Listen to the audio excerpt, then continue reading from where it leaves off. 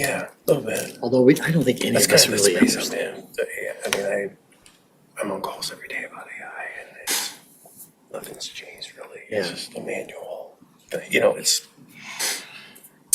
a lot to be vetted. He's never lied. Oh, we got 1 minute, don't we? I gotta put my pen on. James. What's up? Oh, I guess we're live. It's about Nebraska. I forget it. Okay. That may be important. I mean, I'm just.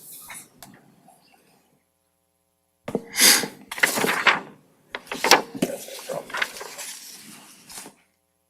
This item H. It's library board minutes, that can't be right. Why can't we? Okay. Okay, everybody, here we go. Okay, it's 4:30 and we'll bring our work session for January 26th to order. We have 2 items on our agenda. Item number 1 is discussion of Four Seasons Festival, Chelsea and Jason, correct? Not necessarily in that order. Right. Good afternoon, Council and Mayor. Tonight, Chelsea and I are going to continue our conversation about the Four Seasons Festival as it pertains mostly to 2026. Just to refresh what we talked about previously, the Polk City Area Chamber of Commerce, formerly Go Polk City, has notified the City of Polk City that they no longer wish to be the host of the event. They said they would be willing to assist with components such as the golf outing, but the interest to be the host organization is no longer there. They've also informed us, the chamber that is, that they are no longer able to partner in the same capacity for existing collaborative efforts such as Fall Fest and Light Up Polk City. After the work session on January 12th, the chamber did reach out to staff stating there would be interest if the farmers market came to the city as a host.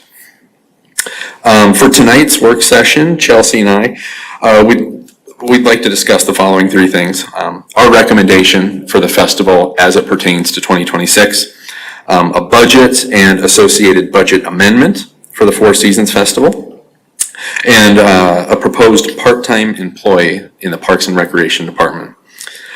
Our recommendation is for 2026 that the Parks and Recreation Department manage the event while utilizing volunteers and nonprofit organizations to the utmost ability that we can. We would propose a debriefing with council after the 2026 event and would like to do that in July of 26. At that debriefing, we would propose evaluating what went well in 2026 before we make plans for 27 and beyond. Kind of bullet points of our recommendations tonight. If the Parks and Rec Department were responsible for the Four Seasons Festival, Fall Fest, Light Up, and now the Farmers Market, we would propose adding a permanent part-time staff member.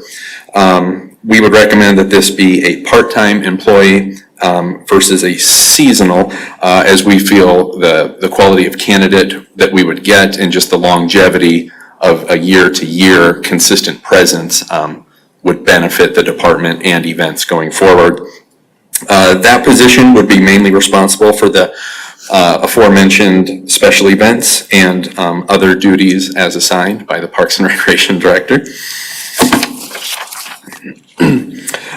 For this year's event, we will continue to work with volunteers and nonprofits. So far, we've engaged the following, and there's quite a list there. I'll just kind of touch on some of the local friends groups, those support groups for different organizations. The Arts and Culture Committee has really stepped up with how they would like to be involved. We've reached out to particularly the Comet Wrestling Club to date, but have plans to reach out to other athletic booster clubs, the Chamber of Commerce, the Legion, Lakeside Fellowship, and the Friends of the Library / the Polk City Library. We've also reached out to individual volunteers from years past that had a pretty important role as it pertains to some of the marquee events such as the Bill Riley Talent Show, the parade, and the road race. We have received a lot of interest from these groups thus far, so that has been encouraging, and I think they're, overall, the sense is kind of a sense of ownership of how cool it would be for businesses, groups of Polk City to be able to, put a facility, or excuse me, an event by Polk City for Polk City. So I think there is a potential sense of ownership with these groups if we kind of put them in the right spot to succeed. We have also engaged some of the establishments on the square that have liquor licenses, seeing what the interest would be in extending those licenses and providing alcohol for the event. This was a model that we visited for RVTV this past fall, and staff was very pleased with it, and I believe the businesses were as well. So something that we did want to explore to see if that can be successful on a grander scale compared to RVTV. Let's see, we've engaged the chamber about involvement. Also working with them, there may be some contracts for this year that were signed last year, so seeing what needs to transfer over. Just wanting to be a good neighbor there. We are working on getting quotes for equipment, games, chairs, music, everything. This will take a little bit of time, but we are focused on getting competitive bids, making sure we get the best price. Security for this event would be provided by the police department, and there would be police wages we will need to consider for this event. And we have also, in terms of kind of the spot vendors, lemonade stands, other things that we might have going on. We've reached out to some other very well-attended events, seeing what the process looks like for vendor participation, vendor selection. So I think we could really have a pretty streamlined process for handling vendors going forward. At this point, I'd be happy to field any questions on our long recommendation, but then I'm going to hand it over to Chelsea to discuss budget. First thing that comes to mind is the question of when. Are we sticking with the early date at the end of June? Are we pushing back to July?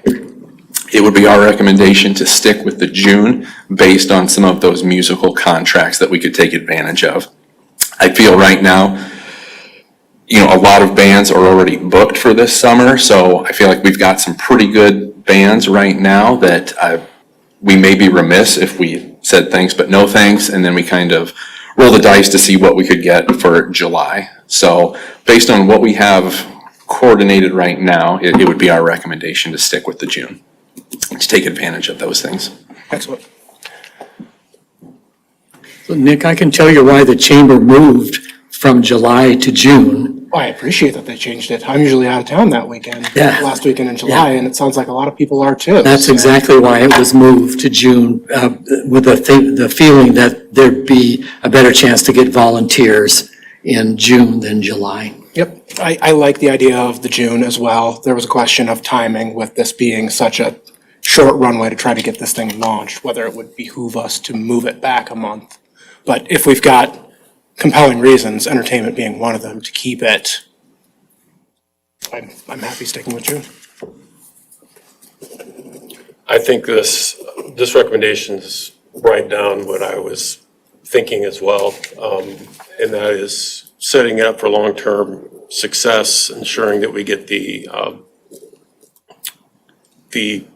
mandatory, I guess, or necessary things in place, the foundational pieces, and then building on it with volunteers. And I feel that if we do it, when we do it right, volunteers will be more open to coming, not to say it was wrong the other times, but really just as a cohesive group and ensuring that they're communicated with. And, that's our job to also try to find those folks too that are, so I feel like this is the right path to getting to where we need to go. And it's a lot of work or a lot of pressure on yourself though. And for that, I guess I'm concerned for you, but you also are, I know you can put it on your shoulders and find a good candidate. So that's my thoughts. Thank you.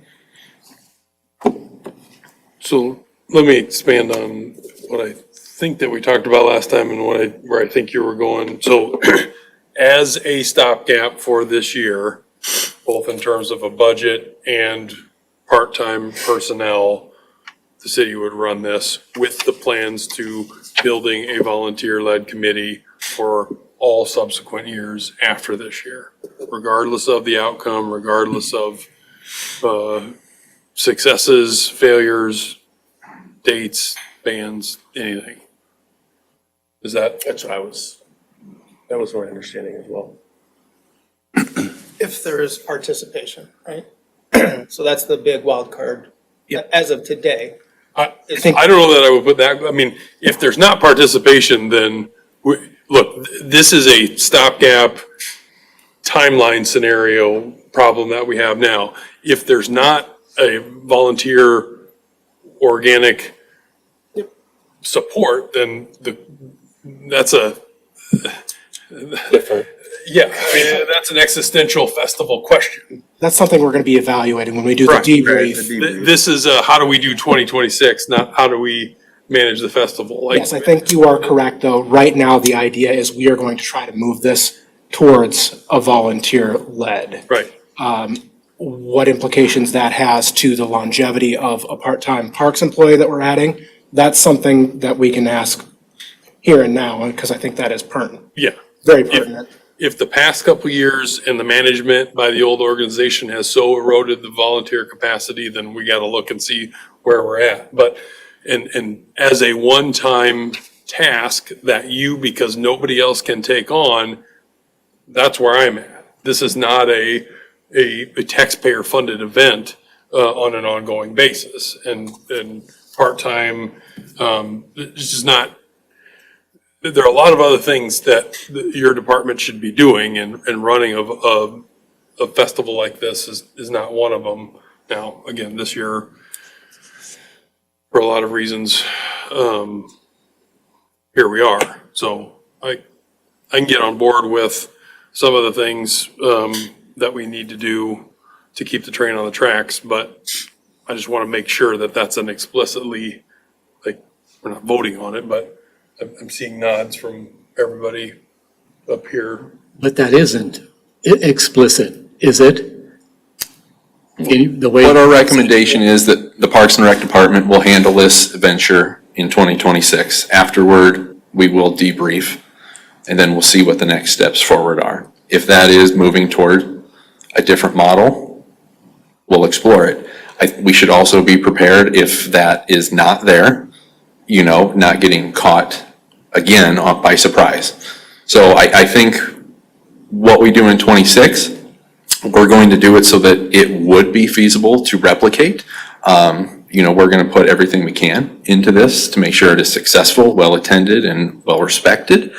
So I think we will be set up for whatever 27 looks like, whether it's volunteer-led or it is still kind of mission control is still a Parks and Rec person coordinating with different entities that put on different pieces of it. I think either way will be set up. But yeah, I think that decision comes post-26 festival. That changes my vote then, because I don't know how you can ask for volunteers to lead something that we're gonna wrestle with them on whether or not they can lead it. I also don't know that it's going to position anybody for success, given the continuing of the toxic environment that we have here with how this has been led to this point.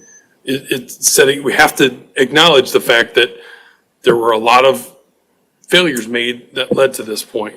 As a no one else can do this, the city will step up to make sure it continues or it doesn't.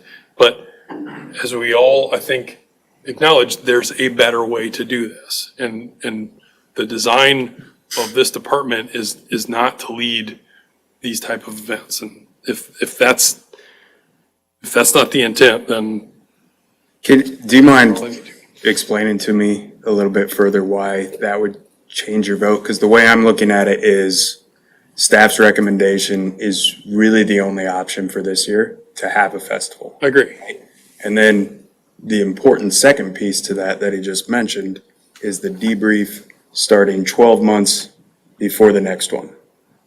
And that's probably the most important piece of this having longevity into the future, that this body has this discussion in July. And I don't feel like there's any suggestions that this is guaranteed to be an entirely city-run event. It would that would be determined at that July debrief. Or at least the beginnings of that conversation moving forward. Two things. The only reason that we have a question around volunteers is because how they've been treated over the past few years. And that's not going to change if we go approach that in the same way. So if in the preparation for this year, we can identify those people to bring along with that in mind, is a different thing than we're going to do our best. And I appreciate where you're coming from. We've given you a bag of crap and you're doing your best to manage it. So that, none of this is directed at you. I hope that comes across this way. We're good. But it is a very different thing to say, this is an opportunity, and putting myself, Jason, in your position, I don't know that I would treat it any different, but the opportunity for a land grab here for the Parks and Rec Department is a different thing than what is in the best interest long-term for how the community engagement, the functionality, the cost, all the things that go with it. And if we aren't building in a stopgap year towards the ideal solution, and only because of the timing for this year are doing it the way that we're doing, is a very different thing than we're going to give this our best shot. We've got an inside track to do this going forward, and that's kind of how we're going to build it for this 1 year in perpetuity. The other piece of that is that all due respect, Steve, the change from July to June, notwithstanding, was a disaster. So to say that it increased more, How was it a disaster? how many volunteers did we have last year compared to every other year previously? Well, I would, Considerably less. I would say that two of the events, the parade and the race, were handled very well with volunteers. We had volunteers come forward. The beer garden was handled very well with volunteers. As it was every other year previously with volunteers and to a better financial outcome. So to say it was good,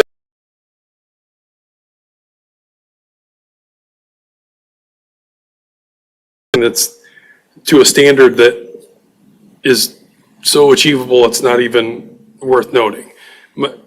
But back to the fundamental point is, what are we trying to design here? Is this something that we think should be run in this fashion? Or should it be run when it was spinning like a top 4 or 5 years ago before it was ran into the ground?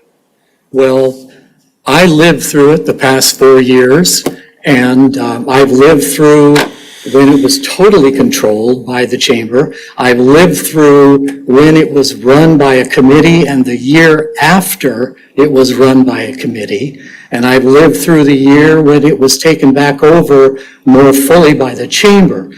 I think you need a leader. I don't think that is a committee that is going to lead this thing. I'm all for people volunteering and for different groups, but I think they need to answer to someone. And I just think, because if you don't, you're all over the place. And in my experience, that has not worked. And I'm not sure there's a ton of value in rehashing the failures of the Polk City Board over the last 4 years, but at no point in any of those years that you described was there ever actually autonomy for a volunteer board. It was sabotaged from the executive board of Polk City throughout. So had it been allowed to run without some of those concerns, it would have, because it did for the 15 years prior to that. Well, I think sabotage is a pretty harsh word. If I were to give any kind of recommendation to the council based on my experience, it would be that we had a leadership role established in the city and then worked with community groups throughout, but that we not have a community board trying to organize this. Because what happens with volunteers is they're happy 1 year and they're not the next, and then they're gone, and you're repeatedly, even if they're happy the next, you're repeatedly starting over again every single year. That's And absolutely not the case in functional towns that appreciate volunteers. That is the case here because we've not appreciated volunteers in any single instance over the past 5 or 6 years. So if we perpetuate the same environment where we ask people to do work, don't thank them, kick them out the door and move on, then you are absolutely right. That is the model that we should use and implement. And we'll continue to crank out and turn away a lot of good people who are willing to invest in something that they care about and not just be mules for churn. I think we do have people who care. The run runs very well. A volunteer does that, correctly? Correct. And the parade runs very well. A volunteer organizes that. Two, Correctly? 2 volunteers organize that. And that runs without a hitch. If we do a beer garden, we never had any issue with people working at the beer garden. If we don't do a beer garden and we turn it over to the pub and papas and whoever serves alcohol, then we have even less of a need for volunteers down there. We have invested in roadblock material for the corners, the city has. So we have the barricades that can be used for the city corners, which means we need fewer volunteers there, likely. I just don't see where the big call is for a lot of volunteers. And, but where I do see a call is for a leadership role in this. And I think that from my perspective, the leadership role would be best in Parks and Rec. And I'm done. I'm not saying any more about this. I'm gonna turn it over, go ahead, Nick. How would you feel about a volunteer board that operates similarly to how we do, where we've got a facilitator that helps make our actual designs, our actual long-term planning come to fruition? If they're empowered, I don't think I or anyone else we're not needing hundreds of volunteers to do this. It was done with a dozen people before. The question has always been, can we empower people or if, for whatever reason, focuses get misaligned, we cut them off at the knees. It's a fundamental vision of can we foster small town values into a community and allow people to do something that has been done by volunteers in every small town going back to the founding of the country. And so if that becomes an evolution where there's a partnership over the next couple of years that, we got to do some hand-holding to make sure that the leadership that hasn't been allowed to flourish in the past grows over time and morphs, okay. But if we're going that direction, I do still think there's a fundamental goal statement that is associated with this year is building this year as a stopgap with the effort to build something different and more sustainable in mind. I think that's where we're at, right? I Yeah, I don't think we're arguing very hard with you here. I think- we want volunteerism in this. It is. The question is. You guys are really saying similar. The question things. is, Just I think looking at it Steve from different wants, and I'm kind of in agreement with him to an extent here, some kind of helmsman really guiding this thing along. I would like to see the vision coming from more of the volunteer organization, but I'd definitely like to have somebody there backstopping, making sure X, Y, and Z are getting done in a timely manner. We're getting those bands booked. We're getting the actual vendors on site, those kind of things. Just that backstopping of having somebody semi-professionally making sure things are done. I do absolutely want that volunteer vision coming from the community. I think that is beautiful. I think we should have that as a community. I think we're at a position right now where obviously this year, we have to have somebody helm this thing in a way that is not what you're looking for. I'm hoping that we can get through this and we can get to the debrief and we can see where we're at and we can gauge what community volunteerism we did get this year and evaluate how we can continue to build that. And moving forward from there, do we need somebody in Parks and Rec to continue to helm this thing, to backstop it? Did we get absolutely amazing volunteers? We're not gonna know until next June. So. Okay. I think we need to I'm move willing- forward and get through this year. And some hard conversations are gonna be had 12 months. Okay.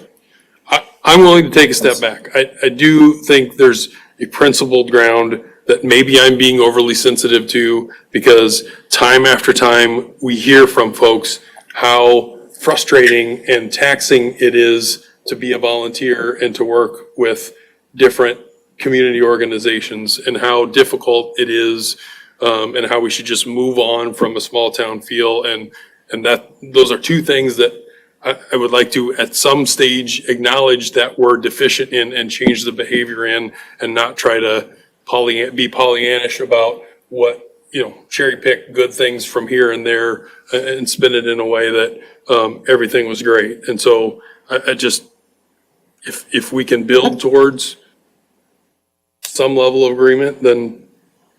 I think you've got most of the people on your side, that we need to do something to help develop that sense of community volunteerism and make them feel welcome and appreciated. I think we do need to do that. We have that opportunity right now. Exactly. So And I think, let's use that reset opportunity, the gap year, to do that. What does that mean? And let's enable folks, inspire, if you will, at the expense of being a big town, which we don't want to be. We want to have the small town. So that's what we have to continue to put forward. I'm going to turn it over to Chelsea now to discuss the budget. Okay.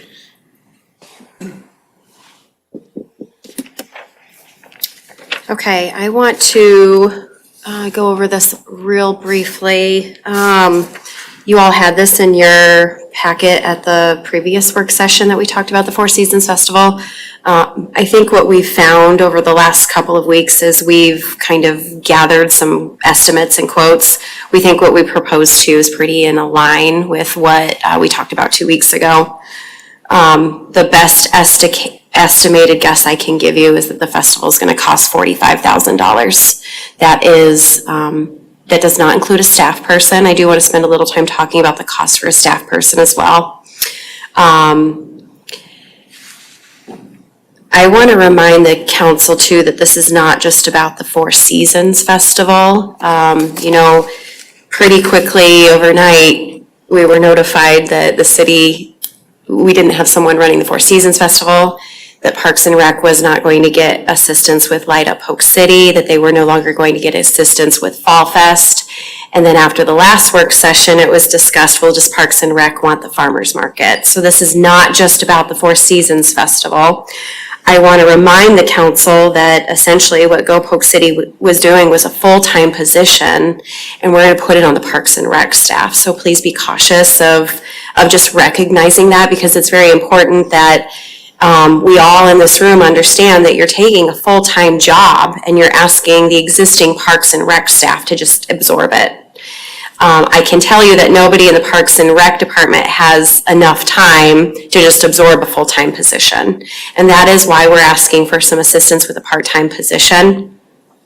So in addition to $45,000 cost to run the festival, I'm estimating that a part-time position that would work 25 hours per week, the compensation would be $19 to $23 per hour, would cost us $35,000 annually for a permanent part-time position in the Parks and Rec department. I also want to just be very clear, because we're going to have a budget work session in 2 days. We have put the Four Seasons Festival in the fiscal year 27 budget as well. Why I have done that and why I'm proposing that, and this is up for discussion at Wednesday's work session, I'm concerned that if we don't recognize the cost to run the Four Seasons Festival and we don't plan for those costs, what's going to happen next year when a volunteer committee comes and doesn't have any funds to cover the expenses associated with the Four Seasons Festival. So I am planning to propose that in the budget for fiscal year '27, not because I'm anticipating that the model next year looks exactly like the model this year, but because I don't want the city to be scrambling next year for covering the costs associated with the Four Seasons Festival. So I want to be very clear when we meet 2 days from now, when you see that in the budget proposal, that we spent a little time talking about it tonight. So does anybody have any questions about that? So for next year's budget, in the proposed budget, we've got the $45,000 expense, and I have the proposed part-time position in the fiscal year '27 budget too. What will need to happen is for the 2026 budget, we will need to amend the city's current budget, which would be identified in one of the next steps we need to take. Chelsea, can you scroll your page up there? Yeah. A little bit? Is it a $45,000 budget or a $42,500 budget? I'm rounding up to 45. I like nice round numbers. Okay. So I'm estimating 45,000. Like I said, some of the things that we're finding with the expenses are really in line with what Go Polk City provided us with last year. And I will say too, the benefit of the city securing some of these amenities is the city does not pay tax. Where Go Polk City did pay tax. They're not a true nonprofit. They are a 501c6, which is a chamber recognized organization. They still had to pay taxes on goods. So I think we could even maybe reduce some of our costs there. The one thing that we talked about 2 weeks ago was that I don't have anything for security in this proposed budget, and I would anticipate we would have some overtime costs to staff the event with our police officers that are scheduled on their days off, so they would be compensated at their overtime rate. So that is the one caveat to this prepared budget that I have, but as we collect quotes and costs for the amenities, we'll continue to work on the budget, but I'm feeling pretty good about how it looks right now. Chelsea, would you please remind me what funding we have provided historically to Go Polk City? $75,000 a year. So, I mean, probably not worth arguing, but a lot of us are unsure of what Go Polk City's been giving our community in the past several years for that funding. So at a minimum, they've been providing these services that we're looking to cover, right? Running the Four Yes. Seasons, I'm in agreement with everybody else about wanting to leverage the opportunities for volunteers as much as possible. I think that's the way we should go. But from a financial impact, the difference between what we fund Go Polk City and if we pay for the Four Seasons Festival and a part-time FTE, there's probably like a 5K roughly before we talk about security difference, correct? These are Yes. just rough numbers. I'm just doing some, okay. Yeah, so I'm estimating total cost $80,000 between the part-time position and the cost of the festival. That doesn't take into account any of the revenue that we think we could bring in, but some of that is questionable. 2 weeks ago, we talked about possibly applying for some grants through Bravo. It sounds like the Arts and Culture Committee might be interested in going after that grant funding and maybe sponsoring the music. So I think the budget's going to be ever evolving as we're kind of working through this year. That was just one example I want to bring to your attention, but I have total cost at $80,000. I also, I challenged Jason Tran and, I said to him, I really want you to think about the farmer's market component. Just so you all know, the farmer's market has always been ran by the chamber. They've done a great job with the farmer's market. Our staff has always taken a lot of inquiries and calls from people and vendors wanting information on the farmer's market. I think there's always been confusion on whose event it was. So I did tell him, given that information with how much it does, how many inquiries we've gotten previously not being the sponsor, it's going to be a pretty heavy undertaking. And I said, I anticipate that if Parks and Rec takes on the farmer's market. It's a forever thing. It's not a short-term thing, it's a forever thing. And he has told me that Parks and Rec is willing to take on the farmer's market only if there is an additional staff addition. And I think that is a very fair request that Parks and Rec is making. And I would be supportive of that request, knowing how much work the farmer's market itself is. There are obviously other opportunities for things that this position would do, but that farmer's market would be a big undertaking as well. Any questions?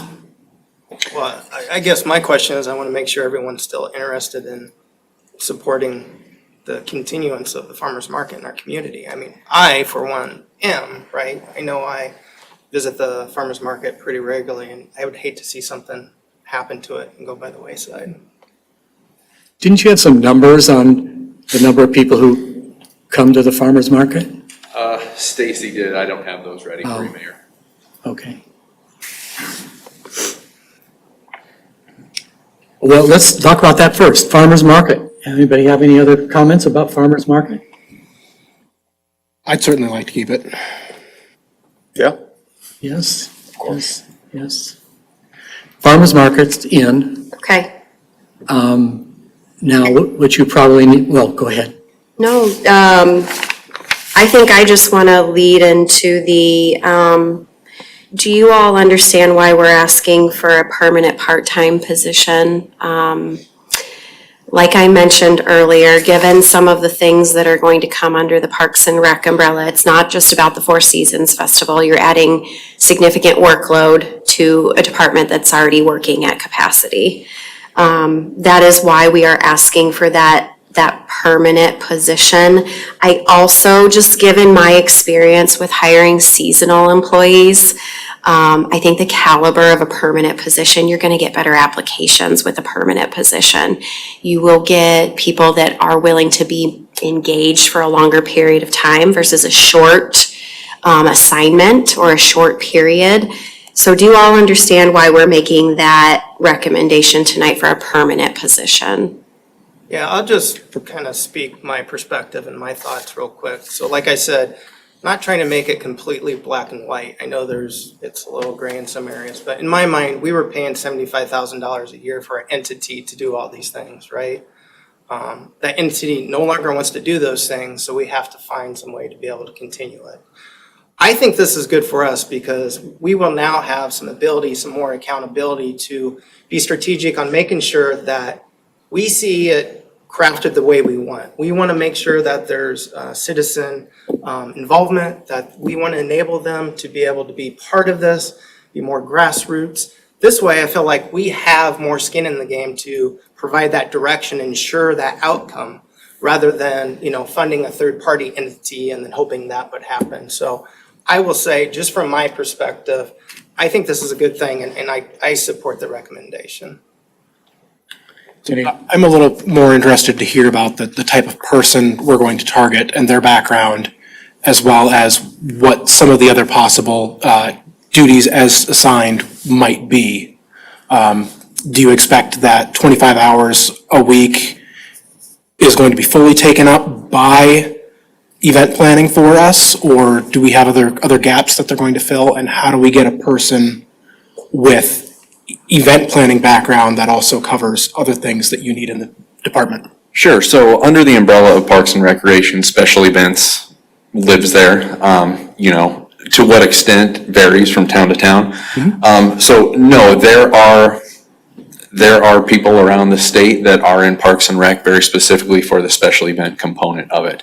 Oftentimes, if a department gets big enough, you have a recreation coordinator level, but underneath that, you may have somebody that specializes in aquatics, athletics, senior programming, special events. So I think we will have some good candidates from an existing Iowa Parks and Recreation pool. I think you might also have that really Polk City invested person that would like to see the continuation of some pretty good events and markets just sustain and continue on. So no, I'm optimistic at what kind of applications we would get for a position like that. The other duties as assigned, that could be in the heat of the summer. If I have staff that are sick or something, they may just fill in to make sure that the cog continues to go. I also see this as an opportunity to focus on additional special event creation. And mainly, 2 weeks ago, I mentioned when the Polk City Junction Trail is complete, I do see opportunities to bring, more bike rides, partnering with other communities, more larger scale things that would see an economic impact to Polk City, but then also just the registration, we would see some additional revenue come in to the city as well. So, between keeping what's good, bringing on something new, I think we would definitely keep this person busy. I think too, the fluctuation, that 25 hours is going to be an average. I would say, farmer's market season leading up, probably a little bit high. In the doldrums of Thanksgiving, we might be below that 25, but I think overall, an average of 25 is about spot on. Sorry, did I get all your? I think so. Just want to make sure we get somebody that's capable of doing more than just the event plannings. We got lucky with you to get a jack of all trades kind of person, and if we need somebody that does more than just event planning to fill those hours that we're hiring them to do, just making sure that applicant pool is out there. James, any questions? I don't have any right now, Mayor. Thank you. Anything else, Jeff? Rob? So I will quibble with your characterization, although I think it lands us in the same spot and we gotta move forward, like we are. The $75,000 that we had been giving to Go Polk City in previous iterations was for economic development. That happened 6-8 years ago when the chamber and what was then PCDC merged. They were gonna do the same thing together, funding increased, didn't particularly work out. Again, that is what it is. All of these other events had largely been pass-through cost items. The festival would make money, lose money here and there, even the farmer's market. James, I'm gonna look at you. Rose, what was her name? Taylor? No. Let's just say Rose. There's a lady that I think started the farmer's market and ran it through some of the chamber connections that she had, and then they took it over, and then, as happens with most things, a generation ago, people would volunteer to do, and now they expect to be paid. And so my point in bringing this up is we're transposing costs that had been earmarked for economic development into something else. And that may be fine, at least for, again, a stopgap, and we can have those other discussions now. But the original intention was economic development. And as Go Polk City has collapsed, we've lost that. And we spent a lot of time talking about commercial development, the ratio in which our tax base is. And so we are now diverting funds that had meant to, again, it wasn't particularly paying a ton of fruit, but this is another instance where we're talking about something and I'm not sure we're following through on it. Again, we need to have these events, and I wish there were a better way, but just trying to set the record straight. You come back up? I just want to talk about next steps, make sure we're all on the same page. Yes, good. And you'll do that quickly, right? Yes, I will. We've spent pretty significant time talking this through, and I don't know that it's slam dunk. It's absolutely perfect. This is just our best recommendation on how to move forward. At the February 9th council meeting, I'd like to bring forward a job description for that new position so that Parks and Rec can start advertising for that position and we can get someone hired this spring. Unfortunately, we are in the middle of a budget amendment. We will need to do another budget amendment to include this year's Four Seasons Festival. We'll continue to work on the festival. We're gonna start working on securing necessary contracts and amenities as we kind of talked about with the budget. And we will continue to work with volunteer groups collaboratively. Festival dates need to be set for Friday, June 26th and Saturday, June 27th. Any questions, any follow-up? But those are the next steps we'd like to take so that we can get started as quickly as possible. So from us tonight, you need approval to go ahead and put out the job description, and you need a number to put in for a budget amendment. Are we going with that 42.5? Are we gonna do an NTE of somewhere around there? What would you expect us to need here approval for? I would like to work on shoring up some of the amounts and coming back to you with a budget amendment. My best guess will be somewhere between that $45,000. We will also need to amend the current budget year for that part-time position. And then, I would like your authorization to bring you a job description at the next council meeting. Okay, were we all in agreement on that? So approval to move with roughly this budget and to bring forward a job description, yes. So I guess I would have an ask too, that if we could go ahead and proactively get on the books, that no more than like a month later, after the festival, we have a retro to go over what went well, what didn't, and start talking about next steps for 27, yeah. That sounds great. That's an easy one. Okay, I think you have what you need then, right? Thank you. So, good discussion. We'll move on to item number 2. I think we can probably still stick with our hard close at a quarter till. See, 30 minutes will do it, won't it? You're expecting a lot of me then. Talk fast.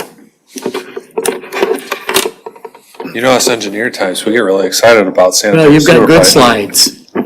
And we have talked about this before, so. Yes. Yeah, so we're here talking sanitary sewers. This is it's very similar to the presentation I gave back in 2022 with Chris Peterson. I did modify some of the slides, simplified some of them, basically bringing everybody up to speed and then preparing you guys for the budget discussions that you're having over the coming weeks and months. So as an overview, in 2022, Snyder & Associates prepared sanitary sewer studies for 3 service areas that we've identified as the main growth areas for the city of Polk City.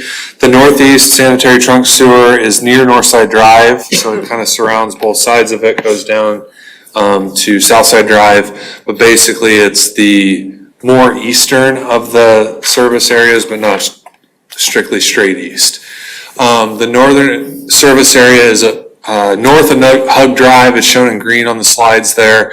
It's a pretty substantial growth area, and I think it's going to be the largest growth area Polk City has. And then the southeast sanitary sewer service area is the area in and around Highway 415. It's a very finite area. It's got some existing rural houses in it already, but it basically takes Polk City's sewer to the boundary limit that Polk City currently has with the city of Ankeny. Following those studies, council prepared the CIP and they programmed all 3, or the first phases of all 3 of these sewers in the CIP.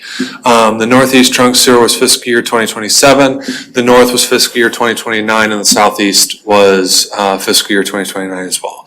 My understanding was that council selected the northeast, not necessarily because that's the one that they for sure wanted to do first.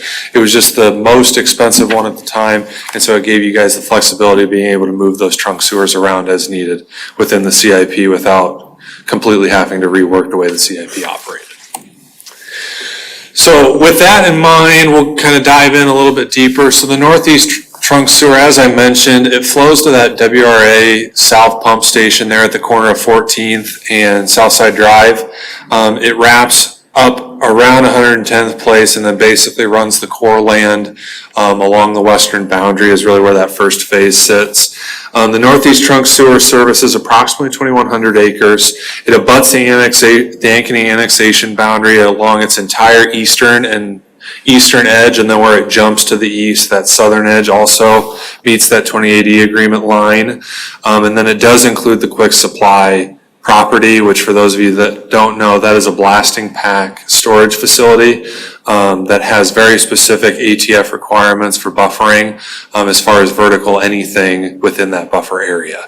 So that is a hindrance to development in the area, but that's something that is involved in that northeast trunk sewer. So with that, we kind of set this up to be in 3 separate phases, or the first segment to be in 3 separate phases, which is basically segment 1, 2, and 3. Segment 1 picks up at the lift station, runs around 110th place, and then runs up to the subdivisions that are currently building along Northside Drive. Phase 2 is the piece that actually goes through the subdivisions and crosses Northside Drive, and then segment 3 is the piece that runs along Northside Drive out to basically the High Trestle Trail crossing, plus or minus. The branch sewers are shown in pink on this diagram.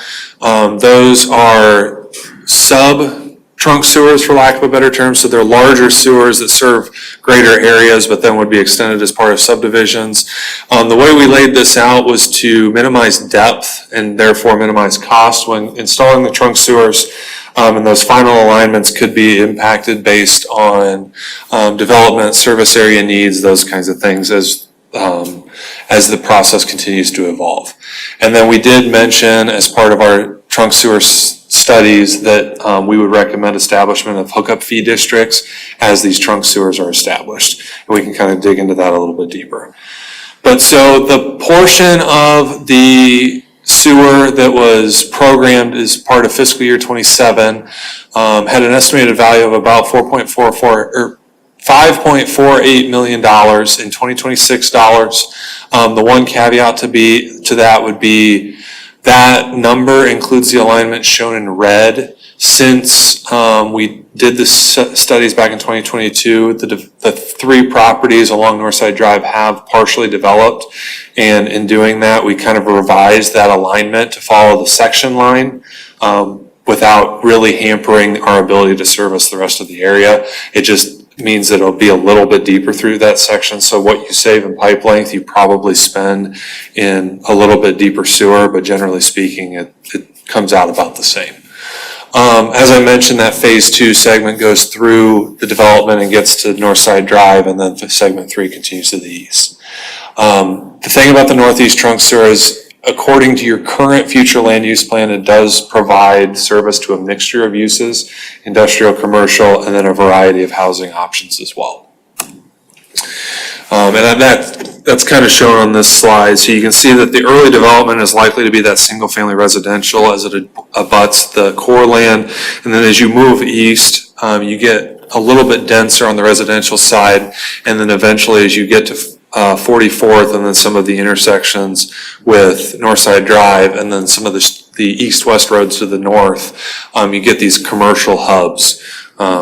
So that's ultimately, really this is a long play in terms of the northeast trunk sewer. You get that immediate residential with commercial growth in the future. It also would allow, development in that area would allow additional accesses to the High Trestle Trail as the community continues to grow. I guess with that, any questions on the northeast sewer right now? So I just had one quick question for you. If you back up to that last slide, no, to the next one. Isn't there another development proposed alongside the one that's there? So the western one is Big Creek Ridge, the middle one is Monarch Crossing, the rightmost one shown in green is Sunrise Ridge. There is a 4th property that is currently within Polk City's corporate limits, but we have the capacity and elevation to service it off the existing sewer from the Northside Drive. Existing sewer, and it's being extended through those developments. So this is kind of independent of those. These are actually within the northeast sanitary sewer service district, but it's because we also paid a little bit to extend that Northside Drive sewer when the Big Creek Ridge subdivision went in, but they are paying fees equivalent to what we expect to be covered with this phase one. So right now, these three developments are being serviced by a branch we ran from the west. We are bringing this up from the south still. How much disruption are we expecting as we move along that section between Sunrise Ridge and Monarch Crossing? If constructed in fiscal year 27, I would anticipate little to none. As of right now, you have one home on Monarch Crossing that would abut the easement, and you have 0 homes in Sunrise Ridge abutting the easement. There is a possibility that there may be a few single-family homes there, but that as part of those subdivisions, they are platting both a trail outlot and a sanitary sewer easement. So we anticipate being able to construct that completely within easements. And to my knowledge, the building department has not approved encroachment agreements along those easements for fences, buildings, or anything like that. And I think we would be really particular about that because this is in the immediate plan. Oh, that would be that. Ready for questions? Are you done? Yeah. Okay. Council? Questions? Are you wanting to make a recommendation on which one? We're going through the rest of them. Okay. So the next service area we're talking about is the North Trunk Sewer. So that flows to the WRA North Pump Station in the Equalization Basin in Polk City. Services approximately 7,500 acres. So as a comparison, the Northeast Trunk Sewer services approximately 2,100. It abuts the Ankeny development boundary along the eastern boundary, and then it continues up well beyond the comp plan's planning boundary. So we can service a lot of land, even that well beyond the current comprehensive plan's scope. Your upper boundaries here, are they just, They're topographical. okay, so this will cover as much, we don't have any annexation agreements, abutting property concerns, this is, So those lines are purely what can we service via gravity? No pump stations, no nothing. Just pipe on a slope. not gonna be my concern, Jeff's gonna be the only one around still. I just wanted to ask if there was anything up there that I wasn't seeing. So similar to that other diagram, we've got the trunk sewer segments 1 and 2, the red lines along Wolf Creek. Segment 1, which you guys have programmed, would pick up at the north pump station and then run to the north side of Northwest Hug Drive. Our recommendation would then be for the city to participate in development-driven extension of that trunk sewer beyond that. But I think because everything's developed along Wolf Creek up to Hug Drive, the city, that's why we recommended the city program this as part of the CIP. Again, the layouts here minimize depth while maximizing the area that can be served. Running along drainage ways and creeks are one of the best ways to save money in sewers because you don't have to excavate nearly as deep, but you still get that service area. And then the pipes we sized are for the ultimate flows within the entire area. So that would be the one place where it comes in, is we would be putting in pretty substantial pipe that likely would flow at very low capacity for an extended period of time. And again, final alignments could be revised but may affect the service area. I think that was mostly at our initial presentation, the question had come up, do we need to plan to service that far out? You don't necessarily have to, but I think it's a good idea for no more cost than you go from a 21-inch pipe to a 27-inch pipe. If you're digging down anyway, that cost difference is pretty insignificant. The North Trunk Sewer, so this kind of goes beyond what we laid out in the service area. These are actually existing downstream sewers that we want to do parallels to. So basically, there are certain places in, and I'd have to go back and look at the reports to tell you specifically where, but as the sewers, the existing sewers go through town, there are places where you're confined by your capacities.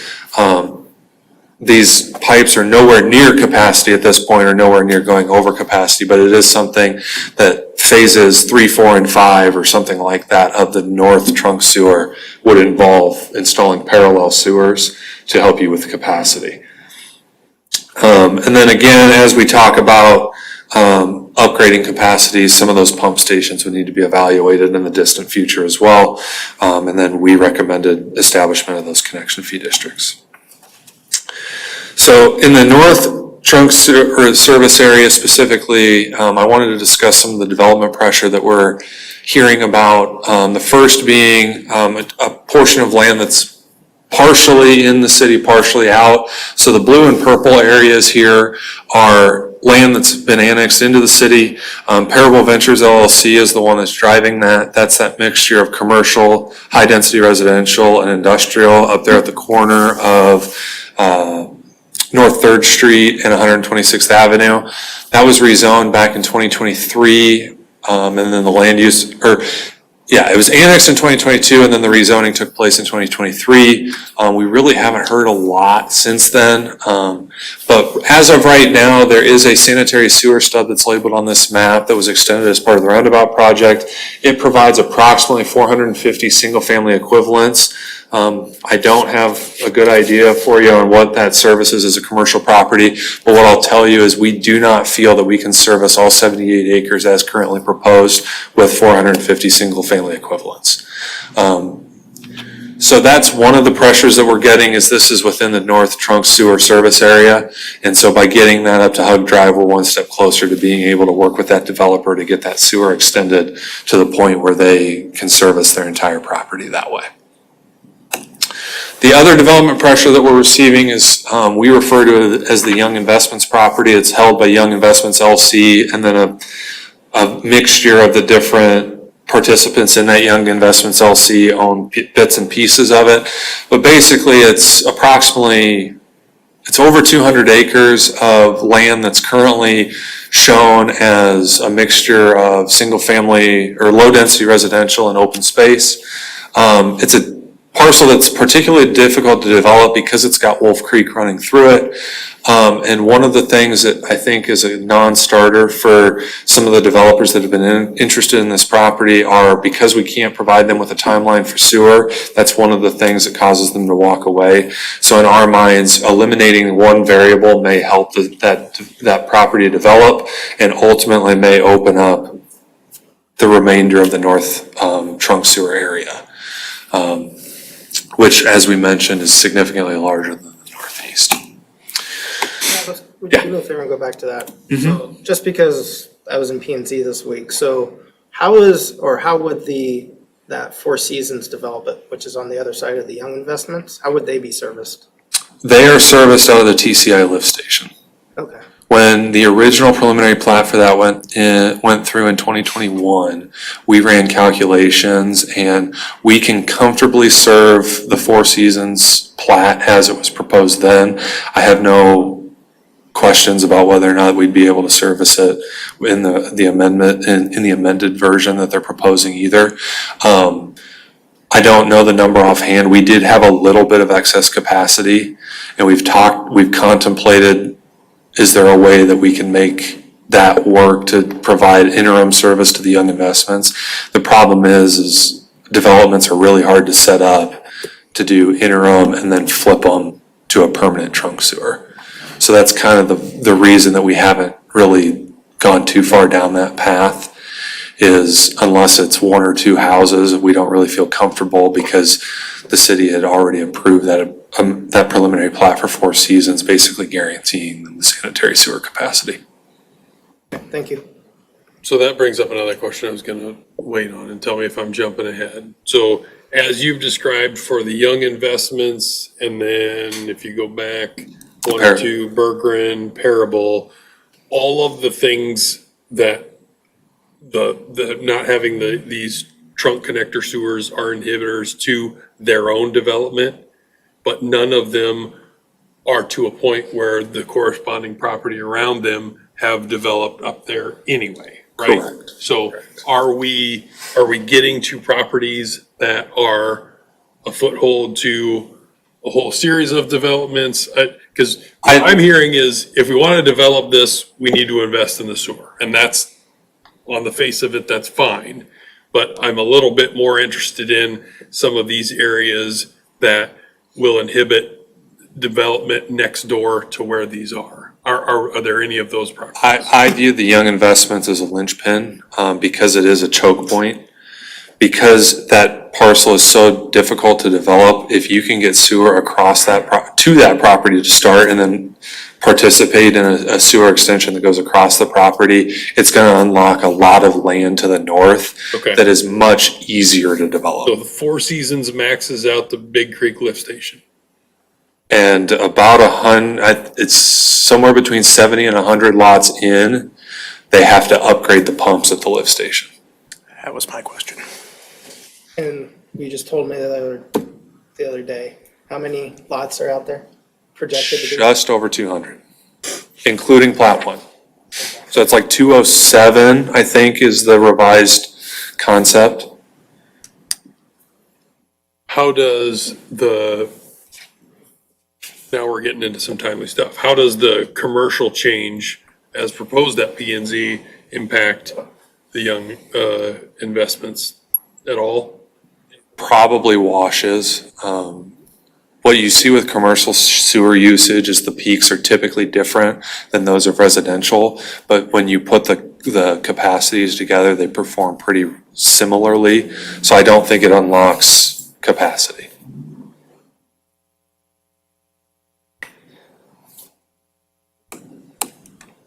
So. This- One more question on that. Sorry, go ahead, Steve. Well, you switched your slide. Will you go back to the one that shows the Bergram property? Yeah. I think one of the things that was obvious to a lot of people in the discussions with the trail, because the trail goes partially along that Parable Ventures property on two sides, was that it holds the potential, since it's partially commercial, for some kind of a bar, restaurant for cyclists there, which kind of goes to what you were talking about the potential for further growth in that area. Yes, and I think the Young Investments property is an obvious linchpin that I think is withholding a lot of acreage to the north. This one in particular, I think, could be the spur that kind of drives a lot of economic development, particularly as it pertains to, you get the Polk City Junction Trail and you get the regional park with sports facilities there. That's gonna be something that can kickstart. And so I think where we're gonna ultimately end up, I'm gonna spoil the ending here.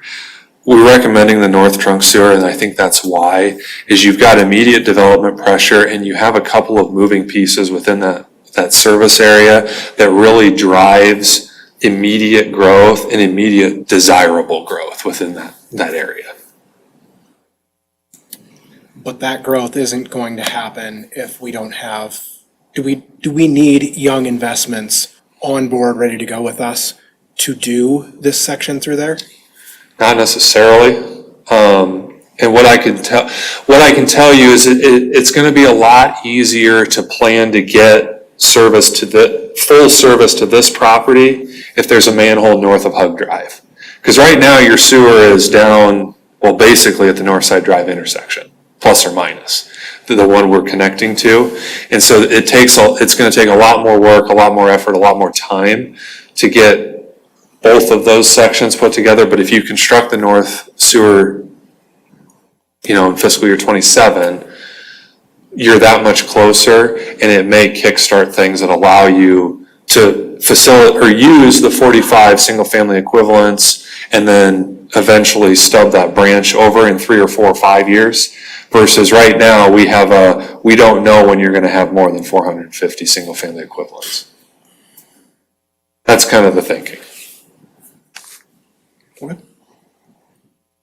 And with commercial, the north also drives of the three, it has a commercial most commercial benefit, if you will, correct? I mean, What I would say is immediate commercial benefit. What I would tell you is about half of the North Sewer service area, I can't tell you what the future land use plan says, because it was, at that point, it was so far beyond the scope that the comprehensive plan didn't look at it.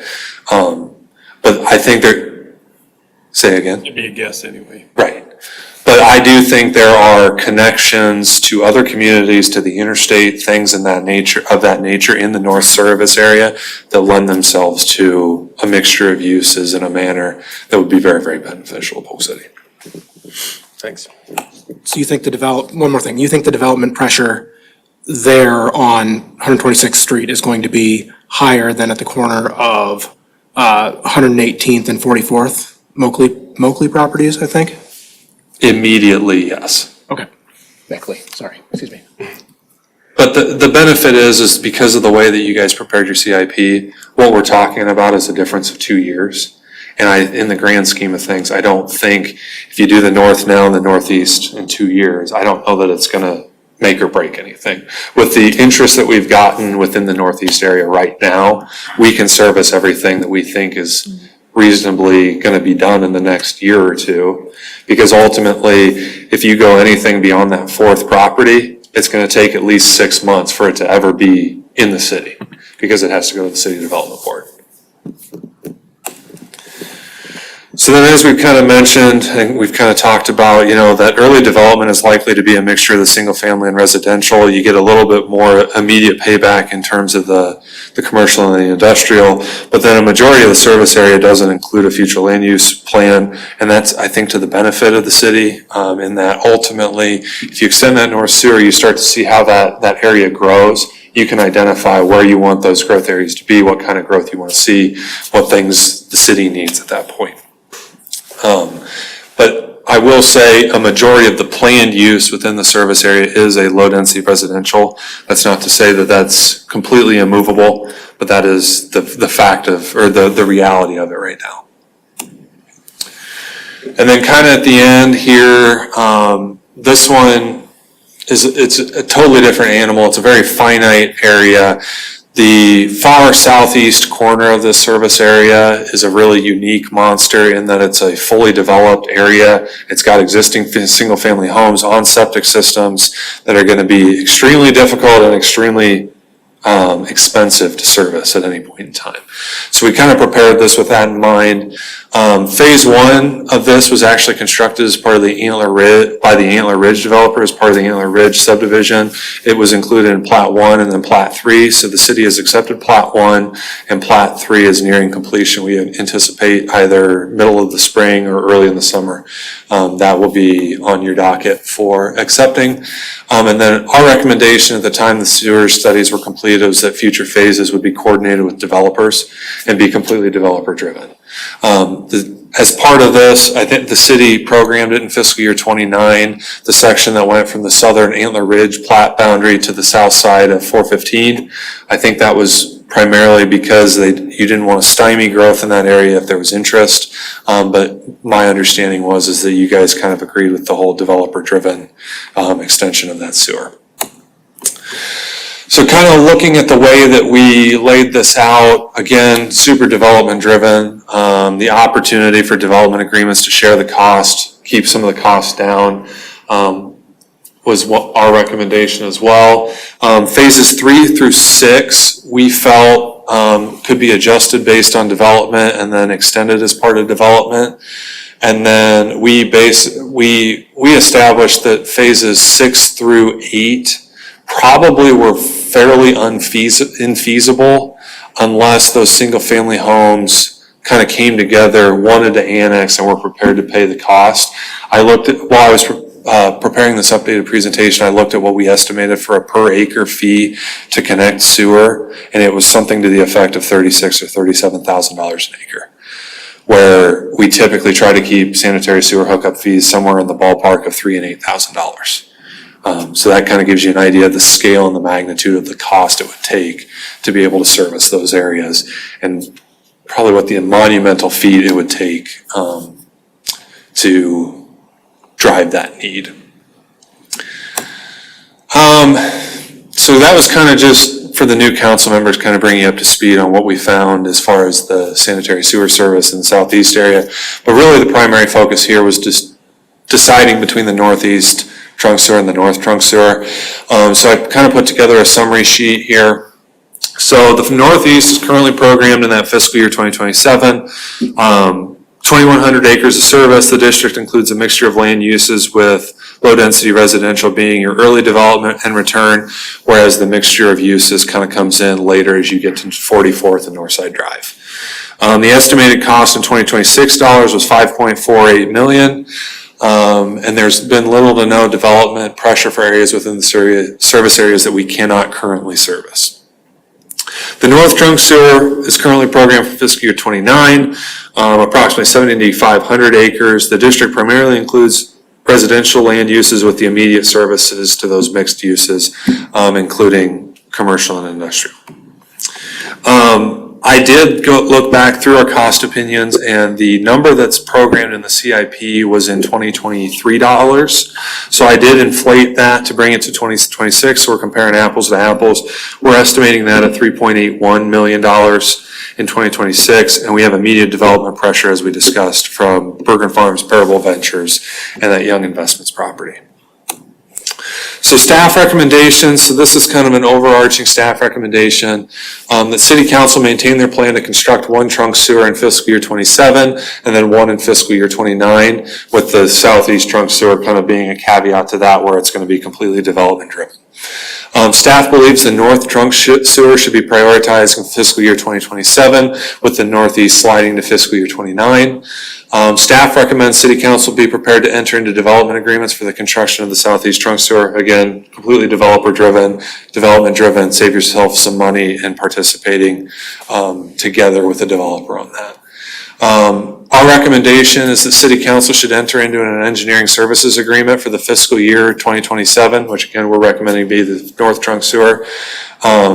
Yet this fiscal year, with the idea being as professional services could occur in June, be billed to the city in July and still be in line with the CIP. The reason for that is we anticipate somewhere between 4 and 8 months of design between survey, boundary establishment, things of that nature, and then that gives you basically the entire winter to negotiate easements along that creek, as well as work through any of the governmental and permitting hurdles that would go through, so that you could actually be constructing the sewer as early as next spring. The one caveat to that being, as with construction projects, they don't play very nice with fiscal years. So you would start expending money on this project in fiscal year 27, but then carry the remainder of that budget into fiscal year 28. But if you were to enter into an engineering services agreement early this summer, we feel that you should be able to begin that work in the spring of 2027. And then once that construction's complete, as I kind of alluded to, as part of our reports, and then we're still doing so, we would recommend city council consider establishment of sanitary sewer hookup fee districts to recoup the construction costs. That's a pretty typical motion and action for municipal engineers, or for municipalities to recover those sanitary costs as development drives the need to install those costs. So with that, that's what I've got. If you got any questions, I know I got close or hit my deadline, so. But if you've got any questions, I'd be happy to answer those real quick. Council, questions? Don't hear any, I guess. But my heart wants that northeast section right there at 44th and 118th to be developed next, but that doesn't sound like that's what actual developers are looking for. So if it makes more sense to do the other one, I think at the time we last discussed this, it was who's gonna be ready to go first, and it sounds like we picked wrong, so.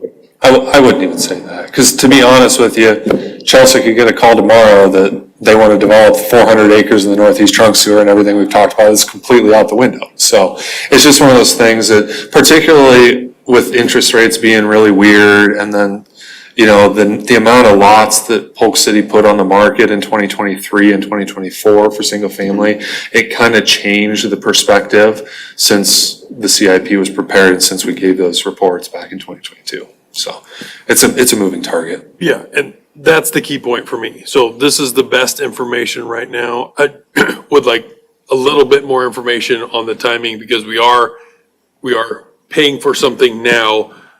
So the citizens now are paying for an investment that will be recouped down the road. And just want to be very clear that we're doing so as prudently as possible and want to make the connection to, I don't know how exactly to do that, direct conversations with the developers on their best plans now, which are as good as, that day. But great information, a good step forward, a good correction, before it gets to approving the investment. A little bit more is needed in my opinion. And there is something worth noting as well, where a lot of ordinances for hookup fee districts you apply inflation to them.